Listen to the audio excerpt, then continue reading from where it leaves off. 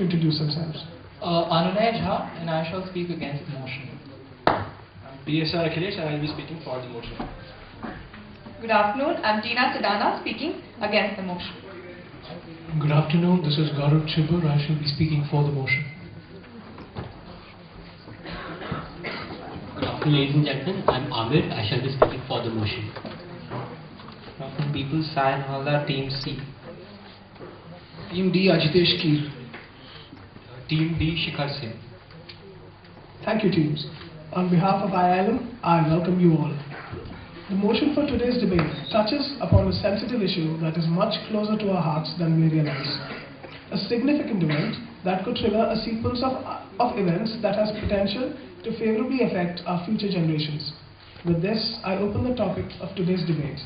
Emerging economies have derailed the Copenhagen summit.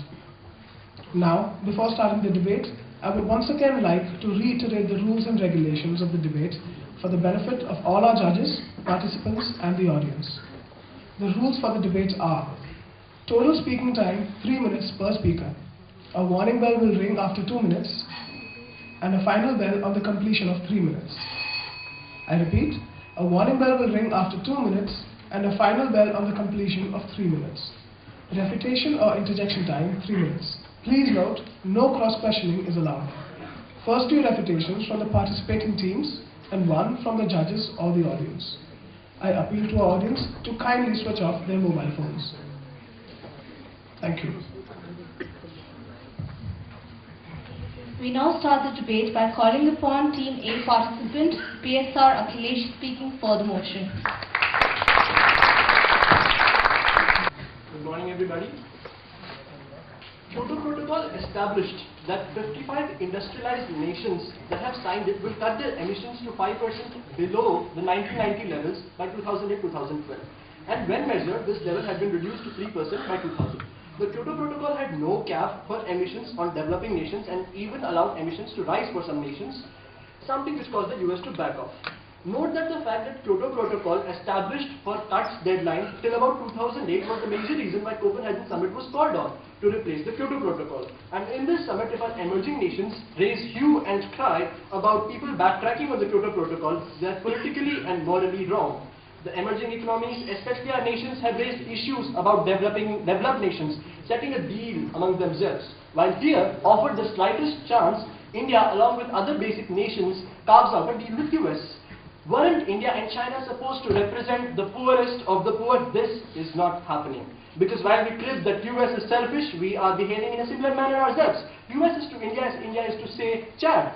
The huge group of emerging nations has a huge power to make or break the talks. A major reason for problems in Copenhagen talks are rifts in their own united group. When India and China muscle out oceanic states whose needs are more sensitive, they are derailing the Copenhagen summit. When the Chinese Premier Wen Jiabao walks out of the conference at one point and sends a lowly protocol officer to talk to Barack Obama, he is derailing the summit. The sole demand of emerging nations is that the developed nations should cut their emission and sign a legally binding treaty to this accord, while they themselves won't sign any because they need to pollute to develop. Emerging nations say that the developed nations ate a lot of resources to be developed and must pay for their past mistakes. What US and other developed nations want is that the developing nations to give a commitment or a deadline after which they think they can start accepting emission cuts. If emerging nations negate this very logical demand because they are confused about their own developmental process, I must say that they are the major culprits in derailing the Copenhagen summit. Another problem of developing nations is the discharge for supervision. When US says, I'll give you $100 billion a year for your development process, you accept it. But when it says, I'll keep an eye on you, you say no. The thing is that economically backward nations are lagging behind politically and socially also. And God today may give all the money to India, but still corruption will squander it away. Finally, a concept whose late realization has caused emerging nations to be a hindrance is that they see pollution as a necessity to development. India wants to commit all the mistakes of US English developmental process and reach their status of polluters and then work on emissions. Today is a world of value engineering. If England makes a product over a period of 500 years, a product that makes it developed, India in this world of knowledge economy and value engineering should learn from the process to make it and the product eco-friendly. This may need more investments at this point of time, but the developed nations are willing to pay you for it. It will be of immense loss to the developed nations to backtrack and untie their mistakes. The emerging economies need to establish this eco-friendly and sustainable process of development through value engineering and help developed nations work on their mistakes differently. For if in this connected world you want US or Japan to stop their development and wait for us, we all will go down. Development, my dear friends, is not a static process. It's a dynamic process. If you do not raise it, it will come down. Thank you. I am taking 3 minutes 17 seconds. I open the debate for refutation. Thank you, sir. So the entire notion of why developed countries should take the cut on the point that why developing countries are responsible. But sir, developing countries are yet to peak in their emissions or the pollution level that they do. So isn't it necessary for them that they take the initiative first and not blame the developed world? Issue one is that we need to look beyond national boundaries. They take the initiative first and we all take the initiative together.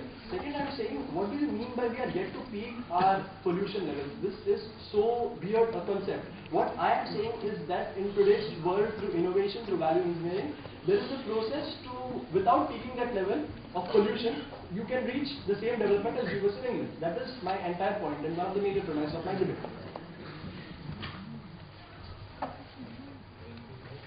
Any refutations from the judges, participants?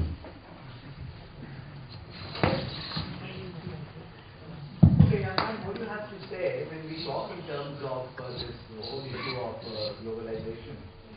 The debate is that when you think, when you decide locally, you're supposed to think globally. Now, do you think that the developed countries are looking globally with respect to the issue at hand? Or is this too much in terms of what is my economic loss? Are they not defying the very logic with which the Kyoto Protocol itself was developed? Yes, sir. I understand that this entire debate is about this trade-off between your own country and the global issues. And I'm saying, sir, is that in today's newspaper it was there that Obama was willing to pay $100 billion and he was to the developed nations. I'm saying that the developed nations do not want to stop the developmental process. They are willing to pay you for it. They engaged in carbon credits. They say, let us allow to spend some carbon, but we are paying you money for it and we are aiding you in your development process. I want to say that while we should not neglect this way the developed nations are held holding out their hand to the developing nations. What do you say when you say that polluters to pay? The developed countries are the polluters. Why should they not pay a little more? In today's global world, let's take a country like China or say India and Brazil where the economies are going well. What is the $100 billion? Is it